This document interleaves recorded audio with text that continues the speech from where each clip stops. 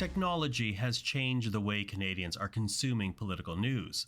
No longer tied to three main TV channels, a handful of newspapers, and a national radio network, Canadians are now following politics on various platforms. And as a result, there are new players, and alternative media independent of traditional news outlets. Cases in point: freelance investigative journalist and founder of Bug-Eyed and Shameless, Justin Ling.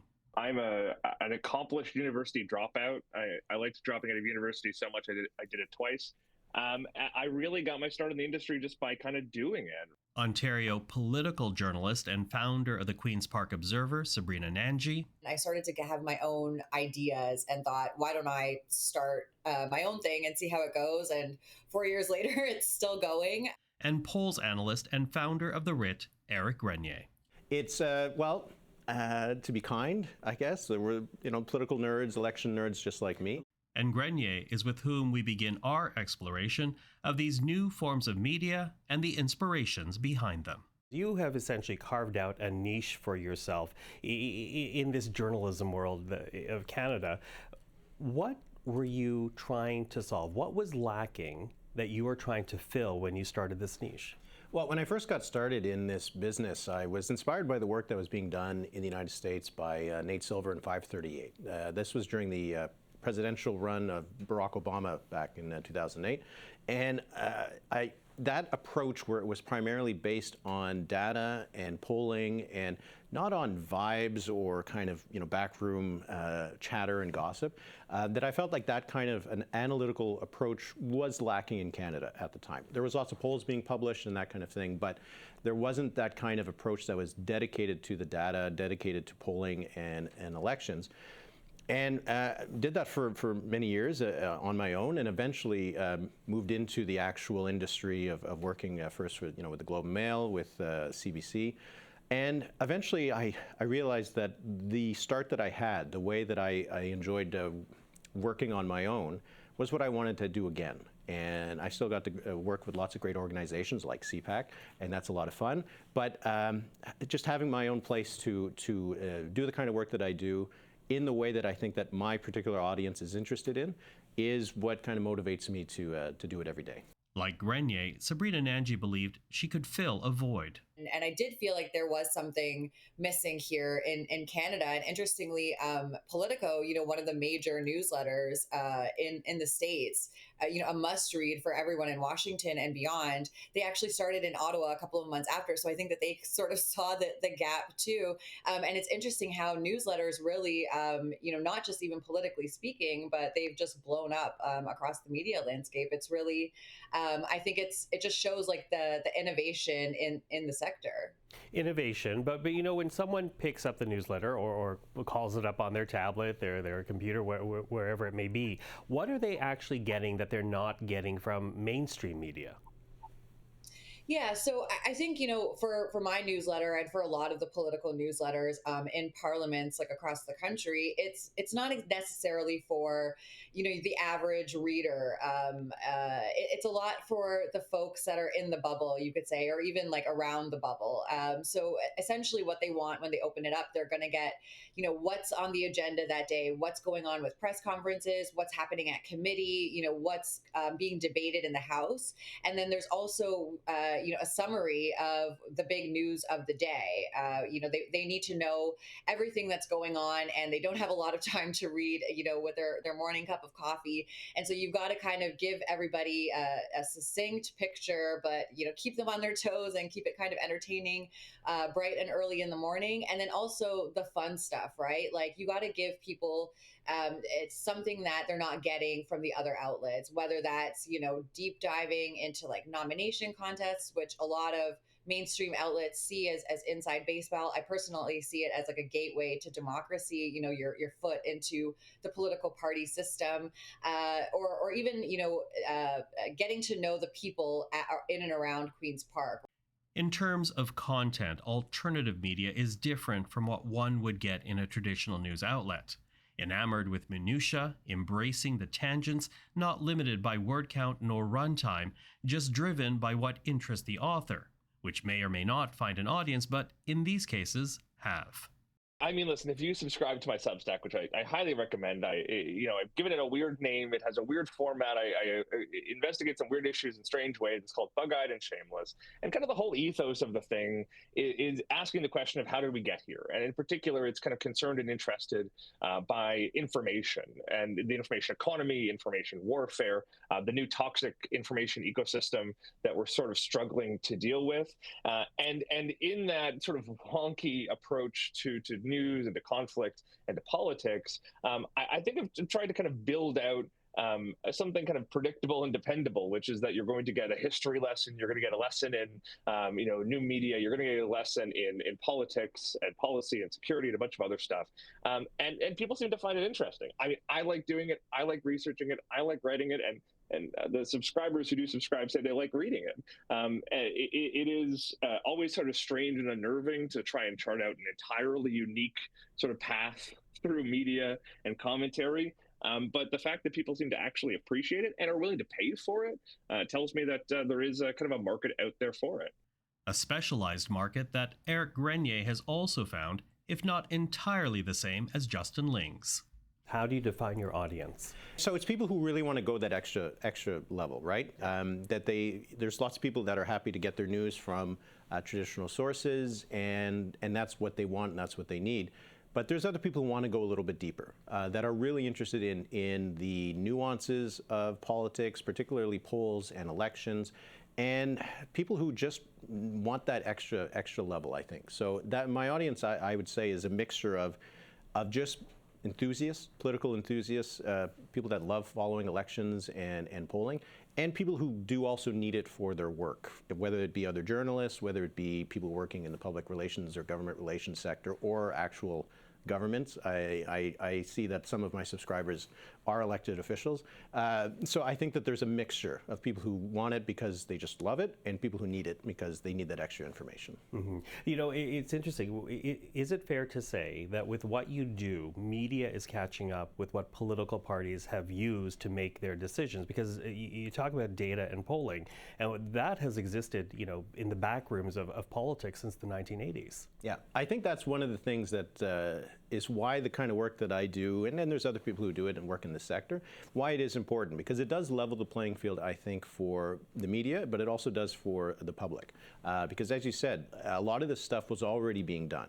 You know, C projection models, for example, wasn't an invention that, you know, people like me made. It was parties that would do them themselves back in the past. They'd have their internal data, so they had access to all this information that the public didn't. Once in a while, a journalist would get a leaked poll, or they'd talk to the backroom folks who would tell them what they wanted them to know, not everything. And so the public wasn't as well served by having that limited amount of information. So I think just to have that little bit of extra, to try to level the playing field a little bit, I think helps voters, and it helps, I think, other journalists as well to get that information. It is still not nearly as much as what the parties have, right? They have so much more resources and funding, and they have people actually on the ground, so they still know a lot more than we do. But I hope that the kind of work that myself and people like me do levels that playing field a little bit for the public. So Grenier sees his work as giving Canadians access to information they never had before. For Ling, he sees it from a different angle, giving Canadians access to information that existed before but has disappeared as media outlets across the country hit hard times. The funny thing is I actually don't think consumers have changed all that much in terms of what they want. I think what's happened is that the media has given them less and less of what they want, and it's made it harder for them to find it, right? You know, picking up a newspaper back in the day, we used to throw a newspaper, a bunch of dead trees at your doorstep and say, here's everything. You know, everything from national politics to what's going on in sub-Saharan Africa, to the funny pages, to the obituaries, to the classified and the crossword, right? It was everything. And there would be columns in there, depending on the newspaper you got. Some of them might be satire, some of them might be 100% serious. You had a relatively few number of options, but each one of those things gave you a whole variety. We've totally lost that, right? We deliver so much news now through social media. We've hollowed out the interesting and weird sections of our newspapers and magazines. We've seen some of the most creative and interesting things, alt weeklies, for example, go under. And consumers have been really poorly served by this change, by this hollowing out, by this effective bankruptcy of our national media ecosystem. So I think things like Substack and things like what I do, things like podcasting, things like kind of YouTube first streamers are trying to bring back some of that diversity of media that we've lost over the years. And unsurprisingly and thankfully, consumers are finding it and going, hey, this is what we've lost over the last 15 years. I'm so glad it's back. The only trouble is, how do we get those things to more and more eyeballs? It's not easy, because our distribution channels are owned by giant tech oligopolies that don't seem very interested in actually giving people good news and information. They seem far more interested in driving division and anger and paranoia and suspicion, because frankly, that gets people more engaged and that makes them more advertising dollars. Still, Grenier, Nanji, and Ling all started their careers working with big media organizations, and sometimes they still do.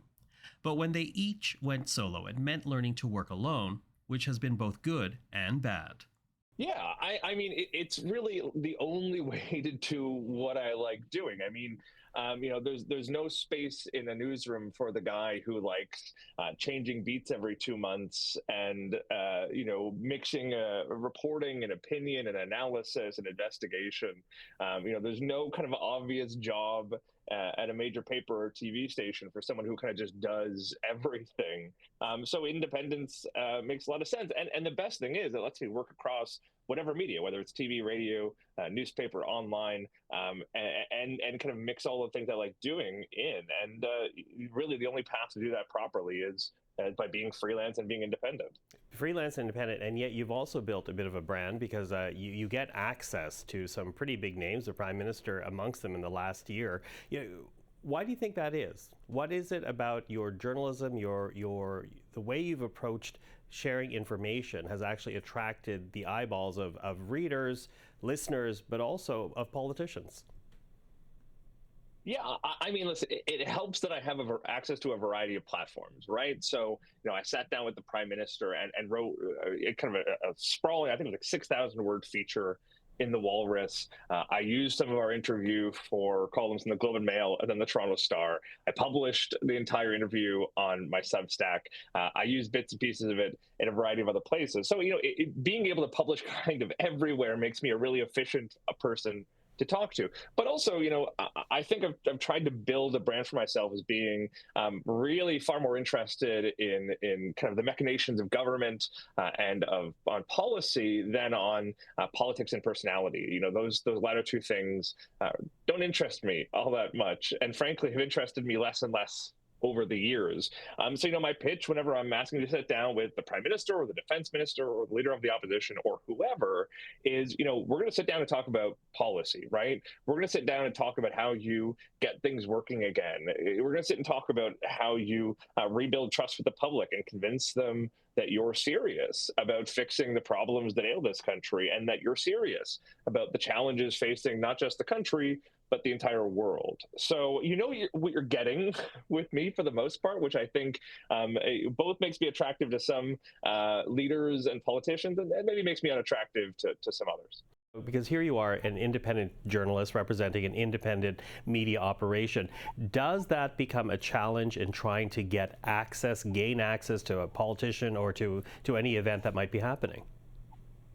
Yeah, I mean, it's tough, right? I've been an accredited member of the Press Gallery since 2016. I had to think back on that. It's been a while, and the newsletter itself is also an accredited outlet. So I do get, like, I have the press badge. I can go in and ask questions to our ministers. But I will say that, we don't always get the one-on-ones necessarily. And I think that's just by virtue of being a smaller outlet. If you're someone like Doug Ford, though, I think even the bigger outlets are still waiting for those interviews. We know that the Premier has been talking to a lot of American media more so than Canadian media. But you're right. I mean, I think that that at least when it comes to access, it does feel like an even playing field. Like at Queen's Park in particular, like I'm really proud of the fact that our press gallery has so many younger folks, so many digital outlets. We've actually just now got a new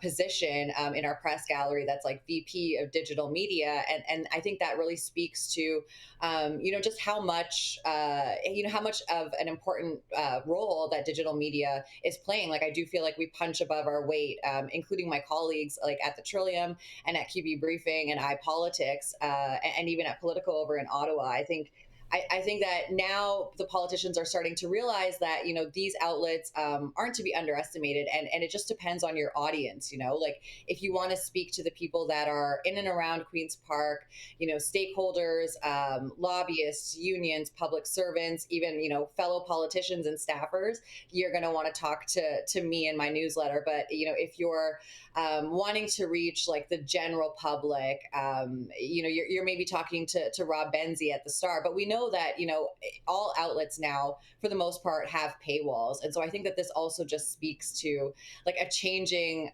landscape. And, even when it comes to access, we see politicians sort of talking to themselves or within their own echo chambers, like on social media now. So I think access remains like this perennial struggle of journalist versus politician. But I do think it is changing somewhat. Do you think ventures like yours further democratizes the process? Oh, 100%. I mean, the more people you have there, asking questions, asking different types of questions, the better. I do feel like, in particular, the Queen's Park Press Gallery, because we have such a big digital presence, and a lot of reporters. Like I'm a one-woman show, but there's a lot of reporters there on the digital side for other outlets too. I mean, the more people that are there to ask questions, the better. That's a sentiment echoed by Justin Ling, who, with an election underway, is hoping the parties will truly engage with Canadians on the issues and allow space for independent journalists like him to cover events and the party leaders. That's why I have to push, I think, twice as hard as many others to make sure that I get that access. And listen, the last thing I want to do is take the spot of a staff journalist who, has an audience and editorial team that kind of relies on their work from the campaign. What I want to do, my hope, my mission in this campaign is to expand the access for everyone, both myself and other freelancers, independent reporters, staff journalists, the whole lot, right? I think we've seen campaigns get increasingly insular, get increasingly hostile to all reporters, to all coverage. We've seen them kind of go into their bunkers. They become afraid of both good journalists and sometimes bad media actors, and I think it's been really unfortunate. So part of what I've been trying to do for months now, what I'll keep doing into the campaign, is to start talking to people who run these campaigns and say, hey, listen, you do better, we do better, everyone does better when you let the media in a little more, when you make yourselves accessible, when you actually answer tough questions, when you show the public that you are capable of taking on those tough criticisms, those tough questions, those complicated policy issues, and responding to them, showing to people that you are capable of doing this. And I'm really hopeful that the campaign's going to take this advice, heed this criticism, and make more room for everybody, instead of doing this really kind of unfortunate thing that they've kind of grown accustomed to, which is, taking 5 questions from reporters, in some cases handpicking them, and then shuffling their candidate off to avoid any further scrutiny. I think it's really harming the quality of our campaigns and the quality of our democracy. And while Eric Grenier does not face the same challenges as Ling and Angie, he does view his work as beneficial to democracy and to the sources from which Canadians can make informed choices. I'm hoping that they will get that extra level of information and analysis that they want during the campaign, that they want to understand what's happening during the campaign. A lot of people wonder, like, what's the point of polling during an election, right? We'll just wait and find out what the election result's going to be. But I think it's really important to understand how an election is unfolding. It informs what the parties are doing, what the leaders are doing during the campaign. It gives you more information when it comes to voting. Some people hate strategic voting and that kind of thing, and I'm not an advocate of it of any way. But if you want to have that choice, you should be able to have that choice. You should have the information to make that informed decision when it comes to voting. So I'm hoping that during the course of the campaign, I'm expecting to do quite a bit: daily newsletters, more podcasts, more things on video. That people will get that extra level of analysis they're looking for during the campaign, and hopefully increase their enthusiasm and interest in the actual election. That is actually one of the things that I've always thought was the most interesting, and one of the reasons why I like doing what I'm doing is that a lot of people hate horse race stuff. I get it.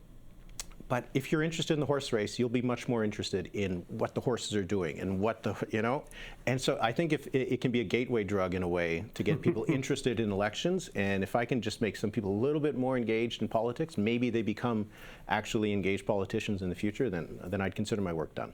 But of course, the work is not yet done, at least when it comes to election 2025, as Eric Grenier, Sabrina Nanji, and Justin Ling continue their work to inform Canadians in their alternative ways.